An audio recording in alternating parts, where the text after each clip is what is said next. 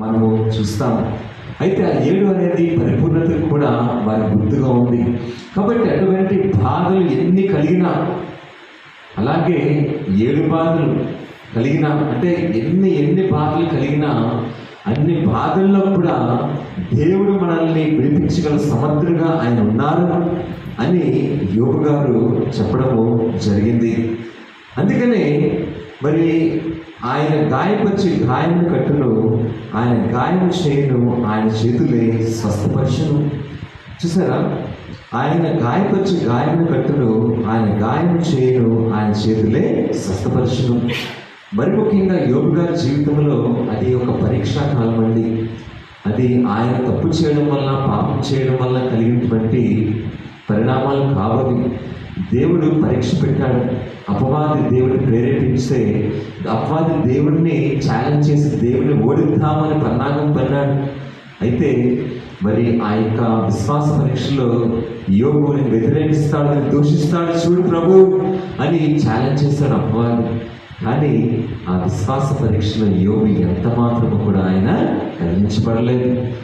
పైగా చక్కటి మాట ఆయన చెప్పారు, మరి ఆయనే గాయం చేయవాడు, ఆయనే స్వస్థపరుస్తారు అని చెప్పడం జరిగింది. మనం డాక్టర్ దగ్గరికి వెళ్తామండి. మనకి హార్ట్లో ప్రాబ్లం ఉంటే డాక్టర్ ఏం చేస్తారు? కార్డియాలజిస్ట్ బైపాస్ సర్జరీ చేస్తారు. అంటే ఏం చేస్తారు? మామూలు పుల్లతో ఇస్తారు, ఆపరేషన్ చేసి కత్తితో వస్తారు. ఇప్పుడంటే మనకి మందు అనస్థీషియా ఇస్తారు కాబట్టి మనకి ఏం తెలియదు. మరి జేమ్స్ సింప్సన్ అనే గొప్ప వ్యక్తి కనుక్కున్నారు మందుని. అప్పుడులో ఎలా ఉండేదంటే కాళ్ళు చేతులు తాడుతో పెట్టేసి కోసేవారు అంటారు. ఇంకా క్యాకులు అరుపులే అంటారు.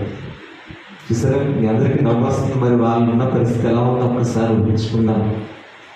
అయితే గాయం చేస్తాడు వైద్యుడు, కానీ మరలా ఆ గాయం ద్వారానే స్వస్థపరుస్తాడు వైద్యుడు.